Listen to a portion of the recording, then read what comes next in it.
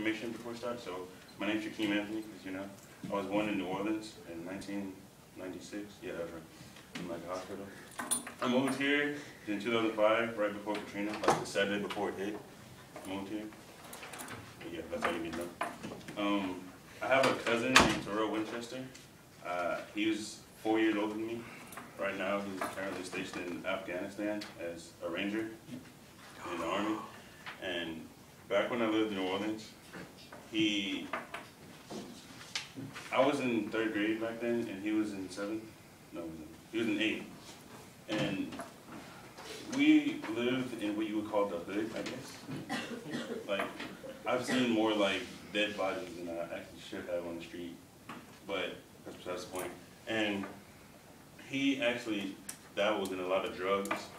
He did weed most of his life, crack, like thinking meth. I don't know what it looks like, but I'm probably guessing it was meth. And he did it a lot, and I didn't like think about it. I just thought that was like a normal thing to do. I've seen a lot of people do it. I guess it's just normal. I just never like did it myself. I had other things to worry about. And I hear my parents talk about him all the time, like they're gonna report him to the police. They say it day after day, but they never actually did that. I guess it's just like a warning. And there was one day they were talking to him, and I'm coming out the bathtub because I like their boat baths.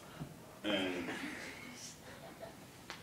I heard them talking to him. I don't know verbatim what they said, but it was along the lines of, you need to quit, you like being an influence on my kids, and I don't like that. You're gonna have to move out or go to rehab, or we're gonna call the police. So he was not only like a big cousin, he was like my best friend. Like, we would do everything together, play video games, go to McDonald's, I like McDonald's, go like play basketball, we did everything.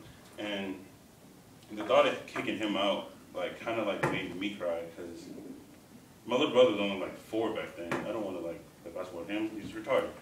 So, whoa. My bad, he's dumb. So, I kind of wanted to keep him in my life, because he was like someone I can hang out with. So, one day I started talking to him about it. I was like, what's up with drugs, and like, why do you do them? He like never gave me a straight answer. He just like, it's something to relieve the pain.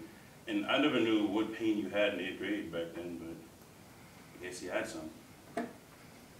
So I was 8. I didn't know what it was at first. Like, I didn't know what weed looked like. I didn't know what it was. Like, I heard him talking about it and like how high you can get off of it. So I found a bag, and I did what anyone else would do. I just like put it in my mouth. Like dead in my mouth. Like I just like swallowed it.